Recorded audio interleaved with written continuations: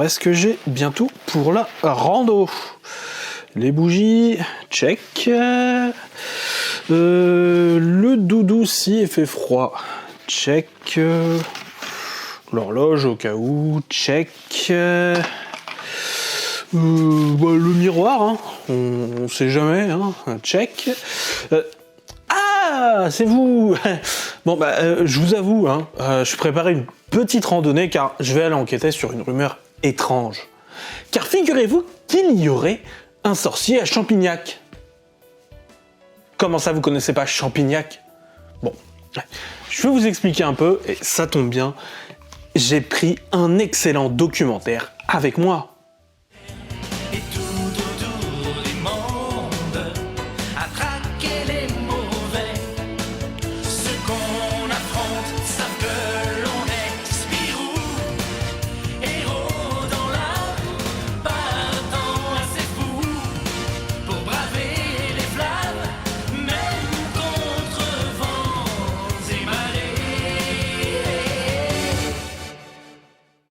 Et vous savez quoi, je suis content parce que cette vidéo va être beaucoup plus positive que la précédente.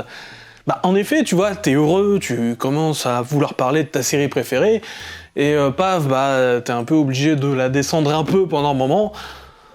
Ouais, forcément, ça te fait un petit goût de donne. Mais là, promis, ça va être mieux.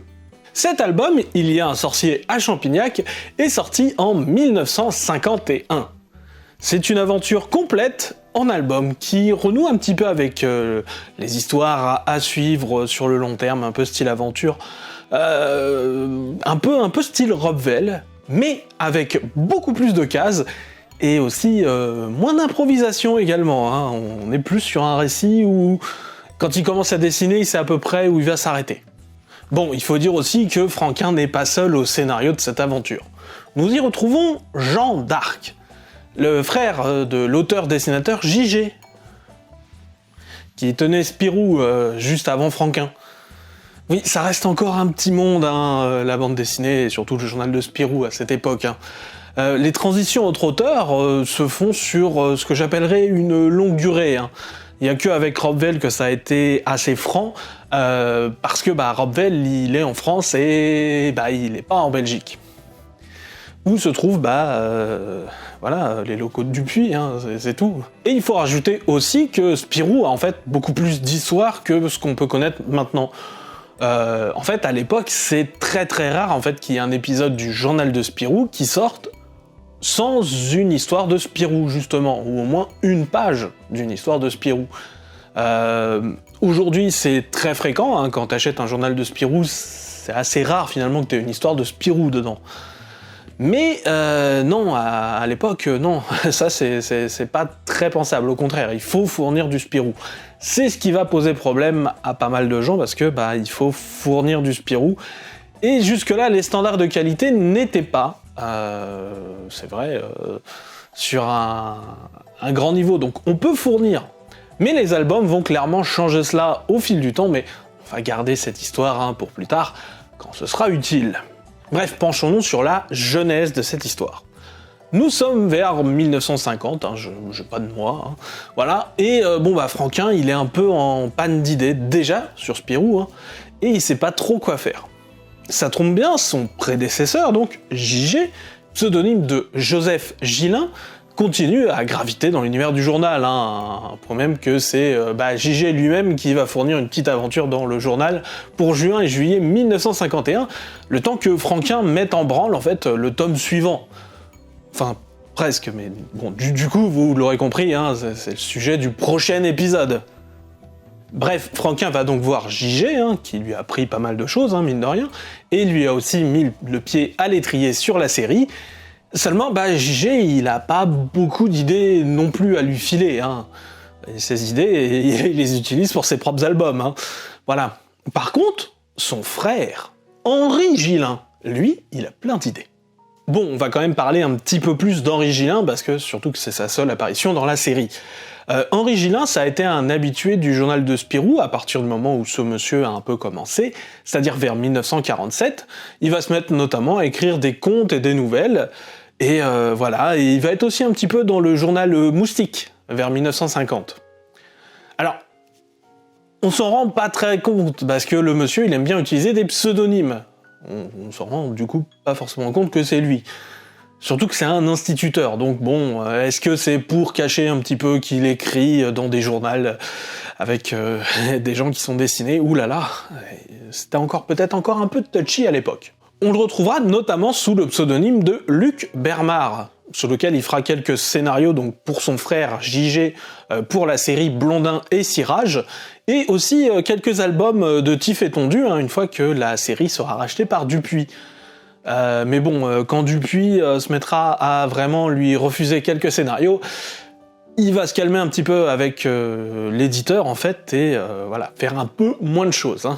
Et d'ailleurs, à partir de ce moment-là, en fait, il va se mettre à écrire plus des romans photos, et des romans un peu à l'eau de rose et un peu pastoraux, sous un autre pseudonyme, celui de Jean d'Arc.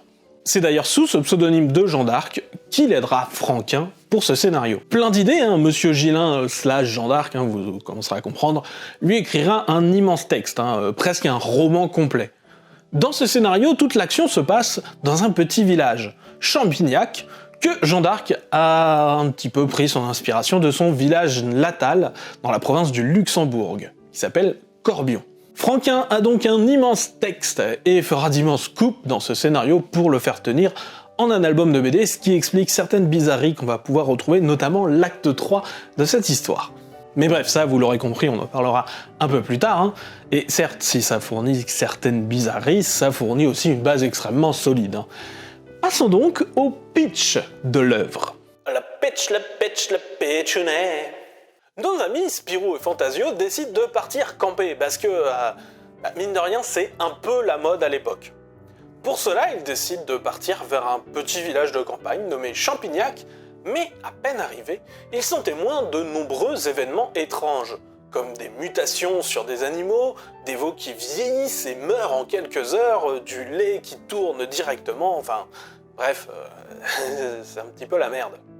Bref, la rumeur se commence à enfler, et en même temps, les habitants du village, eux aussi, ont lu le titre de l'album, Il y a un sorcier à Champignac.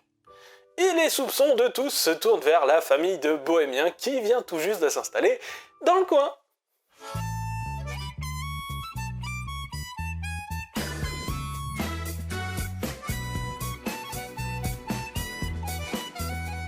Nous voici donc arrivés dans ce village un peu loufoque, où le maire est obnubilé par le progrès à tout prix, au point d'installer un feu rouge sur une route où il n'y a pas encore de croisement en prévision, mais quand même un village où aussi les vieilles traditions perdurent, comme le montre la déférence de l'élu envers le comte local.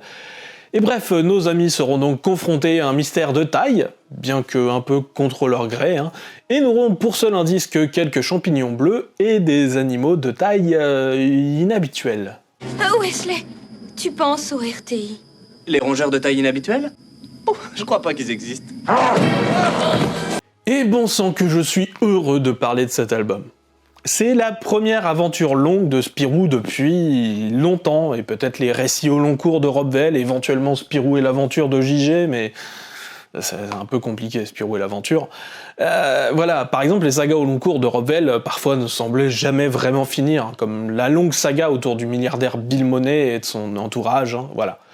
Mais c'est la première fois que cette longue histoire est prévue pour tenir dans un album, donc c'est vrai plus réfléchi que d'habitude. Donc voilà, Franquin se retrouve avec cette immense masse de texte que le frère de JG lui a écrit, à lui d'en faire un album à partir de cette somme de texte, on va dire conséquente. Ce sera pas sans conséquence, notamment dans la fin, mais déjà ça donne un excellent cadre en fait pour cet épisode. Comme Jean d'Arc est plutôt habitué à écrire sur un milieu campagnard, l'intrigue se base dans le village heureusement fictif de Champignac, que l'on pourrait qualifier peut-être un peu pompeusement entre modernité et tradition. Le village est ici représenté, on va dire, par un personnage, le personnage du maire, un homme sans nom, représenté uniquement par sa fonction. Et le truc, c'est que c'est pas si fréquent que ça dans la série d'avoir un personnage aussi important qui n'a pas de nom. Et encore plus à Champignac, où je peux vous donner le nom du facteur, du pompiste ou encore du gendarme du village, qui sont respectivement d'ailleurs Zénobé, Jules et Jérôme. Et je vous épargne le nom du taxidermisme ou des multiples fermiers locaux. Le maire aura bien un nom, mais ça arrivera bien plus tard, d'abord par une encyclopédie, et en fait dans la série elle ne sera jamais dite jusqu'à ce qu'on arrive à Tom et Jean-Ry, dans les 30e tomes. Autant vous dire qu'on n'y est pas de suite sur l'officialisation de ce nom. Donc, Monsieur le maire est un personnage représenté par sa fonction et uniquement par elle. Monsieur le maire, d'ailleurs, qui nous prépare la première fois un de ses discours, voilà, quand il arrête en fait le personnage du bohémien. Voilà. Dans cette case-ci. Et on va s'arrêter un petit peu sur cette case, et un petit peu sur son discours. Voilà. Écoutons ça un petit peu. Monsieur, sous mon administration, Champignac devient un village moderne, discipliné et bien organisé, dont nous sommes fiers. Déjà, un magnifique feu rouge dont nous sommes fiers règle électriquement et magistralement la circulation à l'entrée du village. Tout ce qui peut compromettre l'ordre et le progrès de Champignac, dont nous sommes fiers, doit être énergiquement combattu. C'est pourquoi je vous arrête, vagabond, et ordonne une enquête sur les fléaux qui se sont abattus sur Champignac. Alors déjà, voilà, on va revenir plus... Voilà. Les discours du maire, c'est quelque chose qui va revenir plusieurs fois dans la série, et on a déjà là les bases en fait de ce qui va être utilisé souvent. Le maire a l'habitude dans ses discours d'utiliser déjà la figure du zeugma. En fait, donc c'est une figure de style un peu littéraire en fait qui consiste à faire tenir en gros deux mots, bien que ce soit un petit peu disparate normalement. Par exemple, sur le discours du maire, déjà un magnifique feu rouge dont nous sommes fiers règle électriquement et magistralement la circulation à l'entrée du village. Pour vous donner un autre exemple, je porte mon livre et mon courage. Voilà, parce que je porte mon courage est une expression, et je porte littéralement mon livre. Seulement, eh ben, on n'est pas du tout sur le même cas de figure. On a un cas de figure qui est littéral, je porte un livre, et je porte eh bien mon courage, qui est quelque chose de très abstrait. C'est le fait d'utiliser en fait le même verbe, de les associer, qui va en faire la figure du zeugma. Et ici, c'est qui règle électriquement, donc quelque chose de... En effet, c'est comme ça que ça fonctionne, et magistralement, quelque chose qui représente encore une fois quelque chose de beaucoup plus abstrait, et qui représente plus, voilà, ce que le maire voudrait avoir dans sa commune. Voilà. Voilà. Alors, je me suis pas arrêté juste pour parler de la stylistique du maire, c'est aussi parce que je voudrais attirer votre attention sur cette case, parce que je la trouve assez importante. En effet, cette case nous montre en fait bien la réalité du village de Champignac. C'est un bourg qui veut se parer des atours de la modernité, hein. Voilà, hein, on voit bien, le maire il est bien habillé, il nous parle de feu rouge, d'ordre, de progrès, voilà, de tout ça, mais qui reste en fait derrière cette façade une ville rurale, comme le montrent en fait les 3 habitants derrière, et surtout leurs attributs, comme cette fourche, hein, très très bien mise en valeur. Et on sent encore un petit côté un peu nous contre eux dans le discours du maire. Hein. Qui que soit ce eux d'ailleurs. Hein. En général, c'est la partie la moins bien définie de ce genre de discours. Le nous, en général, on sait qui c'est, mais eux, ça reste très vague, hein, souvent. Ah, et donc, pour en savoir un peu plus sur Champignac, voyons un peu contre qui le maire va être. Puisque si on sait contre qui le maire est un petit peu fâché, on en saura un peu mieux sur, finalement, les valeurs de Champignac. Alors, clairement, Spirou et Fantasio, ils sont pas tout à fait les bienvenus, hein. Le maire leur saute un peu dessus pour ne pas avoir respecté son feu tricolore totalement inutile. Mais pour être moderne, hein, le village a besoin d'un feu tricolore. Tu comprends, on est au début des années 50. Et pourquoi le maire alpaguerait 2 jeunes gens à vélo à l'entrée de son village? Eh bien, je vous avais dit que le camping c'était à la mode à l'époque. Parce qu'en effet, la pratique du camping, jusque-là plutôt réservée à des gens plutôt fortunés, hein, se démocratise un max. Si c'est à la base une pratique anglaise documentée, hein, le premier texte français sur le camping, c'est en 1898, d'un certain Lucien Baudry de Saunier, au Touring Club, hein, qui n'est pas si populaire que ça, hein, mine de rien. Mais les congés payés, dans les années 30, vont commencer à démocratiser la pratique en France, et aussi un petit peu chez nos voisins d'outre-Quiévrin. Les années 30 ont en effet vu une large montée de cette pratique, hein. On a des revues qui se créent sur le monde du camping. à l'époque. Mais eh bien, vous imaginez bien que la Seconde Guerre mondiale va mettre un frein assez conséquent à cette pratique un peu nomade.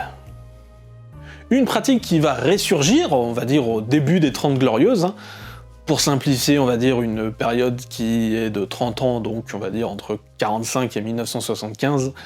Donc voilà, ça relance le camping, et un peu ça même le démultiplie. Hein. Bah oui, on a la fin du rationnement, la fin des privations, on veut profiter, bref, c'est un peu une fin de confinement, quoi. Et ça, cette pratique du camping, ça a parfois gêné les locaux.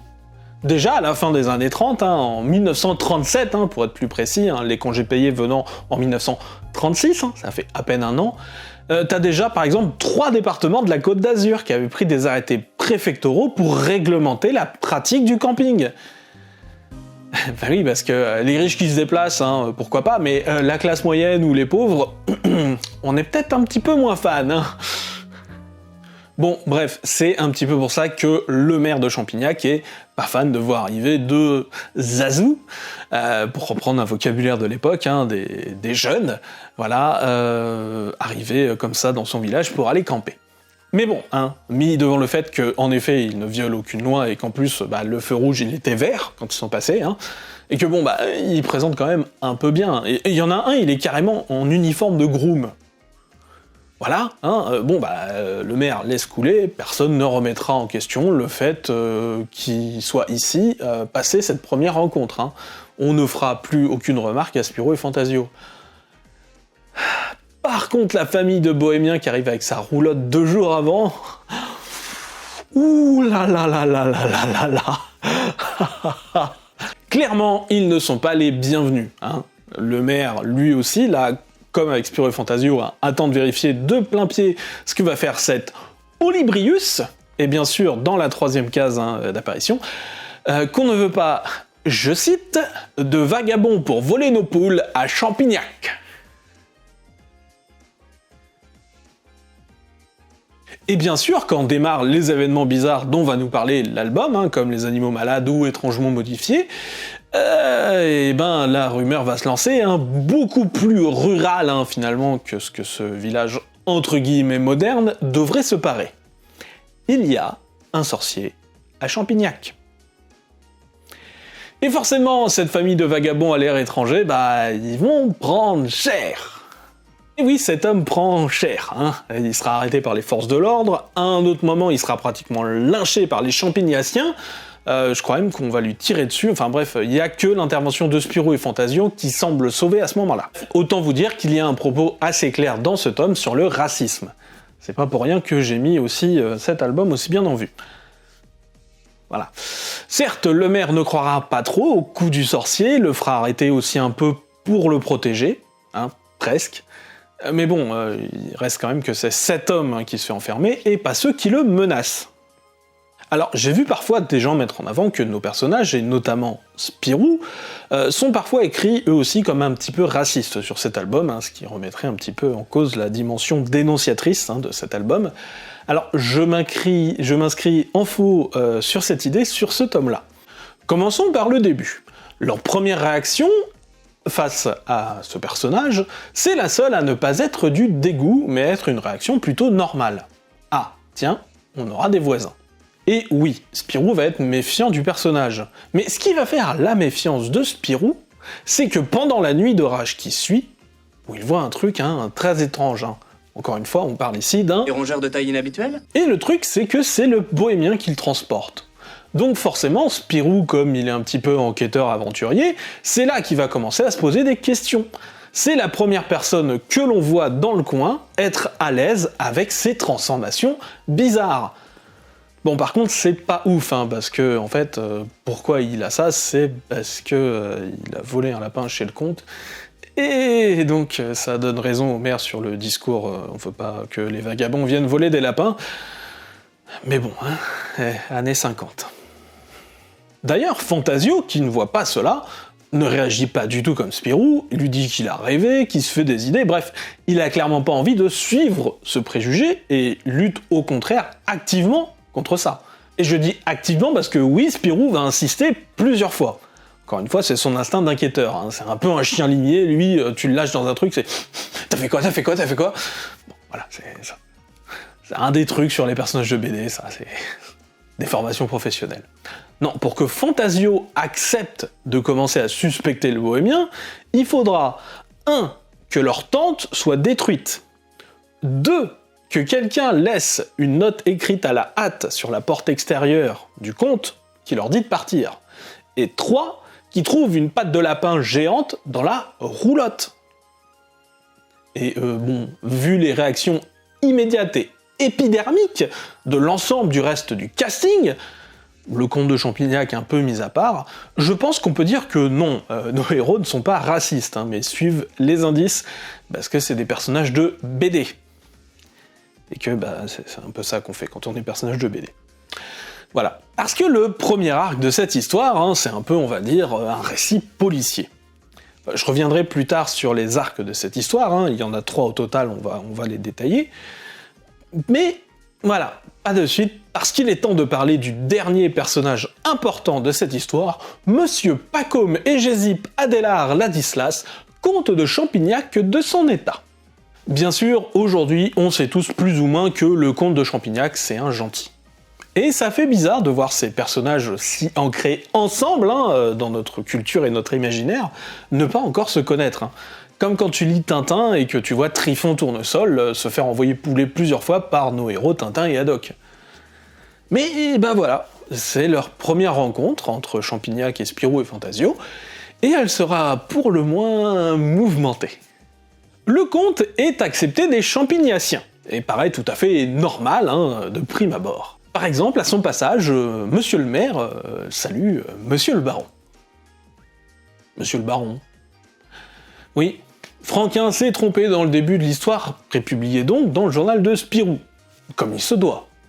Et donc, plutôt que de modifier après coup, en fait, pour la publication en album, il préfère montrer, comme dans la publication dans le journal, que finalement, en fait, c'était le maire qui s'était trompé. Est-ce que c'est à cause de cette bévue originelle que le maire deviendra de plus en plus excentrique dans ses discours, qui sont déjà certes fort longs, hein, mais qui seront beaucoup moins cohérents par la suite? Qui sait? Mais moi j'aime bien cette théorie.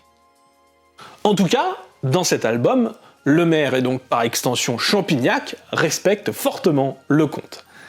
Et ce sera pas forcément le cas dans le reste de la série. Faut dire aussi que Pacôme n'est pas encore le comte de Champignac que l'on connaît. Pas tout à fait. Il est un peu plus aristocrate, quoi. On prend les villagers de haut, on laisse sans souci d'autres personnes se faire accuser à sa place, comme le bohémien, hein, par exemple. Bon, certes, sur ce point, il a un sursaut de conscience, quand il comprend que la populace veut un peu le lyncher, qu'il est en prison, tout ça. Mais ça reste pas ouf. Oui, parce que le comte ira quand même libérer le bohémien un peu en douce, hein, en endormant un peu tout le monde. Mais voilà, hein, quand même pas un paragon de vertu. Et le truc, c'est que c'est cette aventure qui va changer le personnage du comte, et surtout le contact avec Spirou et Fantasio. Et pour comprendre pourquoi et comment, il va être temps de passer au deuxième acte de cette histoire que, comme je répète, je divise en 3 actes.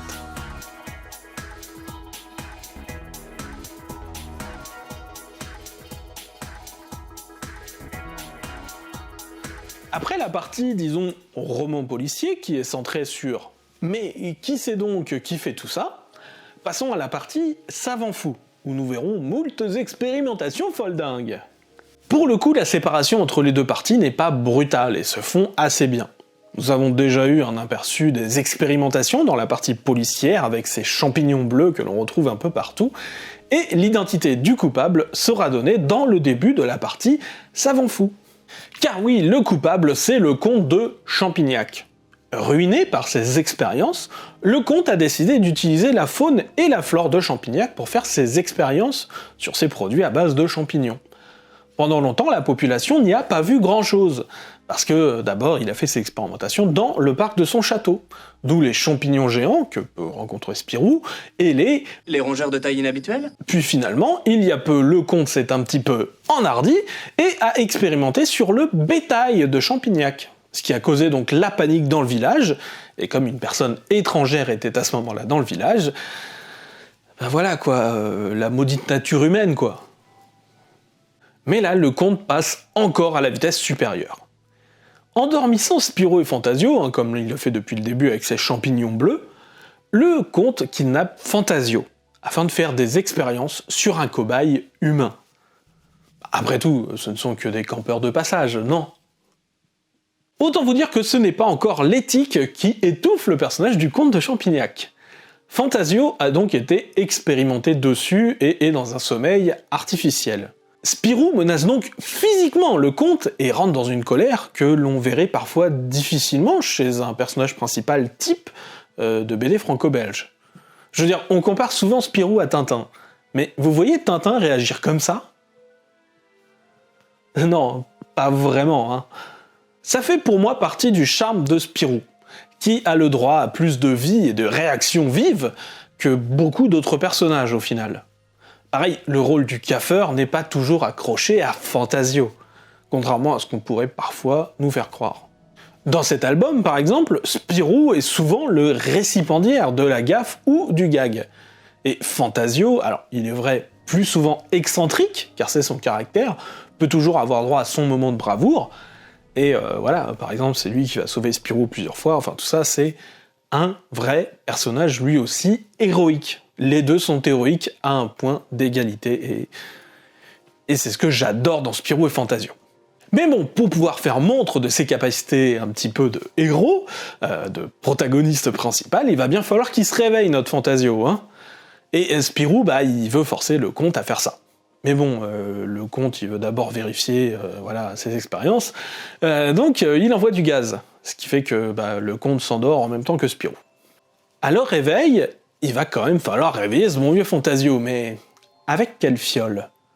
Spirou presse le comte, et Fantasio prend des jolies couleurs parce que c'était pas forcément celle-ci qu'il fallait prendre. Mais il va falloir commencer à bien choisir, parce qu'une des fioles peut faire vieillir les personnes. Et de beaucoup d'années, les transformer en vieillards. Au bout d'un long moment, et heureusement en évitant la fiole qui transforme en vieillard, Fantasio est réveillé, plein d'énergie. Beaucoup trop d'énergie d'ailleurs. Il prend la vasque de la fontaine et il l'envoie bouler contre la façade centrale du château. Je veux dire, Fantasio a des petits airs de Hulk. Lui là, Hulk. Il y a un truc qui va pas. Ou alors c'est que l'expérience du comte a réussi. Il a inventé un élixir de super force. Bon, et aussi, tu luis pendant la nuit. Mais bon, rien n'est parfait. Bon, il faut dire aussi que c'est là le début de plusieurs inventions du comte, dont 2 qui vont nous servir dans le 3e acte de ce tome. Le X1, c'est le produit donc, qui donne une super force pendant un moment, et le X2, qui est donc ce fameux produit qui fait vieillir. Et le truc, c'est que c'est là, à la lecture de l'album, on a l'impression qu'il se passe un truc un peu bizarre. Parce que, l'histoire, elle semble se conclure. Avec sa super force, Fantasio empêche le bohémien de se faire lyncher par les locaux, une séquence assez jouissive d'ailleurs, et qui ressemble, mine de rien, avec beaucoup d'avance, à certaines poses d'Obélix bien des années plus tard. Le comte est révélé comme le coupable des agissements auprès du maire, et donc de Champignac. Mais il sera assez peu tenu responsable. Autant le bohémien, on allait le lyncher, autant le comte, le maire s'incline, il recommencera pas, n'est-ce pas? Ah tiens, du 2 poids 2 mesures, comme c'est étonnant.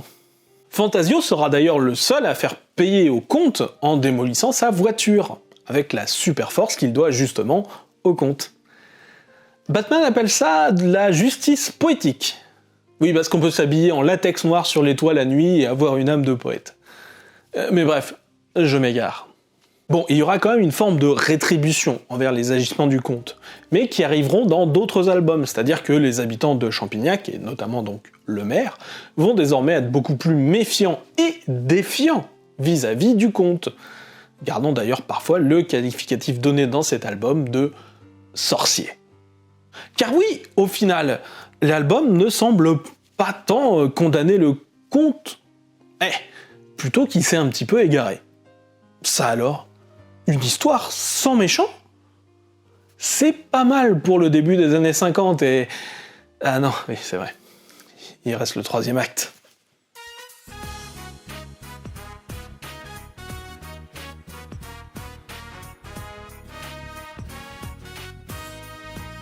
Le troisième acte apparaît comme un surplus un peu maladroit.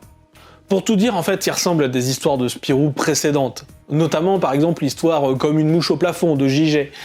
On repasse à une banale histoire d'arrêter les méchants voleurs, qui tient sur le peu de pages qui restent.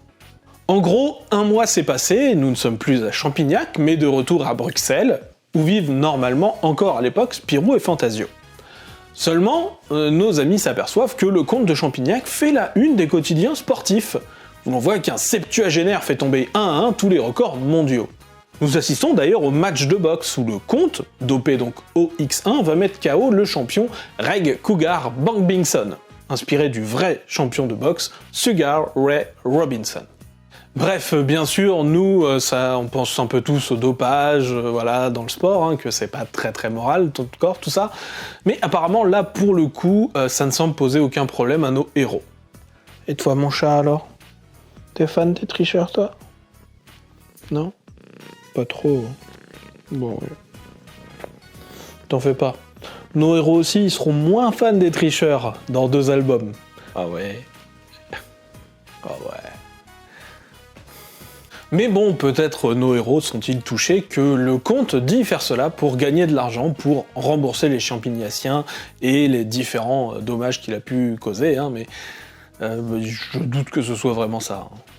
Je pense que c'est plus le problème d'avoir une base de travail aussi grosse, via donc le scénario immense de Jeanne d'Arc, qui ressemblait plus encore une fois à un roman, et d'essayer de faire tenir tout cela sur 60 petites pages de BD. Parce qu'il reste finalement assez peu de pages, et voilà quoi, on coupe dans le gras, et donc ce dilemme-là, qui devrait être posé, finalement passe à la trappe. Au lieu de ça, on va nous parler d'un vulgaire malfrat. Hercule, un épicier cambrioleur, c'est un concept, hein, qui va entendre le comte parler en fait au hasard dans un parc de ses produits, le X1 et le X2. Bref, le bandit vole tout ça parce que forcément le comte se balade avec ça sur lui, et il retourne à sa planque, où il y a ses 2 acolytes beaucoup plus costauds qui l'attendent. Et comme Hercule il a toujours été rabroué par ses acolytes, il se venge. Plutôt que de leur donner le X1 qui donne une super force, il leur donne le X2 qui les transforme en vieillards. Et donc Hercule se fait des doses de X1 et va cambrioler des banques avec sa super force, et en fait on se croirait un peu face à un super vilain de comics, hein. Les policiers volent comme les Romains dans Astérix, bref, c'est la marde quand même. Sauf que Spirou, Fantasio et le comte ils savent comment le produit fonctionne, qu'il faut donc arrêter Hercule avant qu'il se refasse une piqûre, et donc, ils le suivent un petit peu, et quand le malfrat cesse de faire de la lumière la nuit, comme on l'a vu, quand Fantasio a perdu sa super force, ils leur sortent dessus, et pif paf pouf, c'est fini. Enfin, c'est fini. Le comte vient nous dire qu'il a essayé de soigner les 2 malfrats transformés en vieillards, qu'il a foiré, et que désormais c'est des bambards, et là, c'est fini. Et bon sang que c'est un bon album. C'est la base qui va fonder la série des aventures de Spirou et Fantasio. C'est un énorme bond en avant pour les histoires du personnage, que ce soit tant graphiquement que scénaristiquement, c'est la base indétrônable. Je veux dire, c'est pas pour rien que Champignac et le comte, et même un peu le maire aussi, vont devenir par la suite des incontournables de la série. Niveau dessin, Franquin finit définitivement de trouver ses marques. Il a déjà acquis son Spirou. Spirou, il le maîtrise, il a encore un peu de mal avec Fantasio, qui parfois semble encore un petit peu bizarre, par rapport à ce qu'on va lui connaître sous sa forme finale sous Franquin, mais il le maîtrise déjà beaucoup. On retrouve encore les cheveux spaghetti qu'on retrouve chez JG. Mais franchement, c'est assez dingue, et même en fait au niveau juste du découpage des cases et de l'action, il y a des moments de bravoure qui sont déjà extrêmes. Je veux dire, quand Fantasio a sa super force, quand il arrête les gens, il y a quelques gags aussi avec Spirou quand il essaye d'ouvrir la porte et quand il découvre en fait le jardin du comte, enfin, il y a vraiment de l'inventivité, et je dirais que Franquin commence à devenir vraiment un excellent dessinateur à ce moment-là. Bon, il y a bien sûr quelques clins d'œil au journal dans l'épisode, hein. Voilà. Bon, déjà, oui, il y a plusieurs exemplaires du journal dans certaines cases. Et sur le journal de Spirou, hein, bien sûr, on fait gaffe à ce que ce soit toujours le même nom, hein. Contrairement au journal Le Sportif, qui devient Sport Soir en l'espace d'une ou 2 cases, hein. Ça, c'est vraiment une OPA record, hein. Et alors oui, on a aussi Lucky Luke en fait, qui est dessiné sur une affiche de cinéma, et ça fait toujours plaisir de le voir. Ah, et aussi, on a l'auteur qui s'est dessiné sur une page. En fait, on voit Franquin et sa femme qui sont dessinés en fait au moment où la poursuite avec Hercule démarre. Ah, et pour le futur, hein, oui, le manteau que Franquin en fait semble porter là-dedans, il ressemble beaucoup au manteau que portera plusieurs fois Gaston Lagaffe plus tard. Bon, c'est le moment du dossier et de quoi on pourrait parler de plus. De plein de trucs en fait. De Champignac en général, du conte, du duo Spirou et Fantasio, de plein de sujets en fait, mais qui peuvent revenir aussi à d'autres moments dans la série. Ou alors on parle de Spip. Spip, c'est l'écureuil que Spirou a sauvé de la torture déjà sous Robvel, dans l'histoire L'héritage de Bill Money. Depuis, il reste toujours présent dans les histoires parce que Spirou l'a sauvé et puis Spip, il est loyal. Un peu grognon, mais loyal.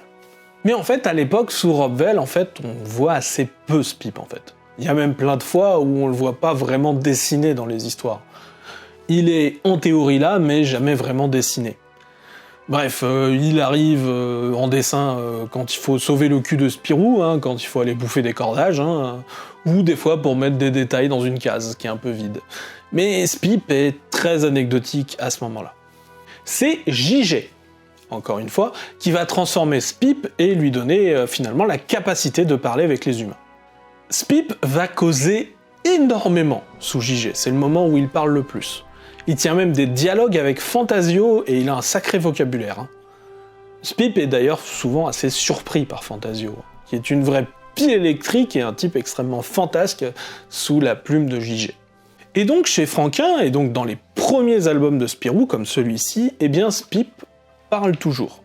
Ce n'est pas encore des bulles de pensée, Spip parle. Il est toujours assumé qu'il parle à Spirou et il devient un vrai commentateur des situations. Et j'avais envie d'en parler là, car bientôt, en fait, tout simplement, un nouvel animal va faire son apparition dans la série, et le rôle de Spip, en fait, va être largement diminué, et même il va être même un petit peu écarté pendant un moment. Alors, on refera d'autres points sur Spip plus tard, hein, parce que la gestion de l'écureuil, de son rôle et de son caractère, c'est une des différences majeures entre les différents auteurs de la série. Bon, sur ce, moi je vais vous laisser, hein. J'ai un petit peu de route à faire et... Ah, attendez, je me suis laissé un post-it. N'oublie pas ton chapeau noir. Non, il est là mon chapeau noir, qu'est-ce que... je l'oublie pas. Oh non. Oh non. Oh non, mon chat. Oh non. J'ai oublié le 3e tome de Spirou et Fantasio. C'est Spirou et les chapeaux noirs. Bon, on sera moins joyeux au prochain épisode, hein, c'est moi qui vous le dis. Allez, c'est parti.